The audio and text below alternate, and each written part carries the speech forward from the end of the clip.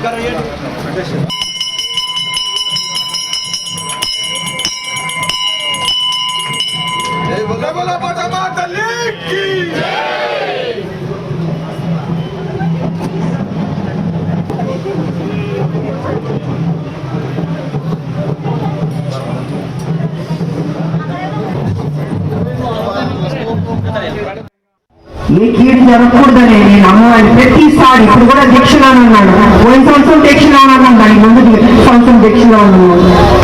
ఆ దీక్షలో అనే మాటలు నేను ఇంకా పవిత్రమైన మాటలు. శత్రువుల్ని సంహారం చేయాలి అమ్మవారిని కోరుకుంటాను.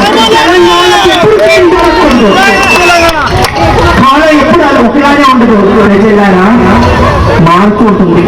ఎండ ఉన్నట్టు ఉంటుంది, వర్షం పడుతుంది. అలాగే శత్రువుల మీద సంహారం చేస్తుంది. ఎందుకంటే ఈ రాష్ట్రానికి తనకి ఏం కావాలో చేసుకుంటుంది. అది ఈ రాష్ట్రం ఒక పవిత్ర తత్వాలు అన్నది ఉంది. ఈ రాష్ట్రం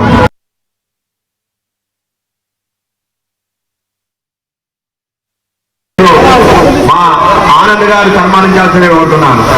కాంగ్రెస్ పార్టీ డివిజన్ అధ్యక్షుడు, అదేవిధంగా టెంపుల్ చైర్మన్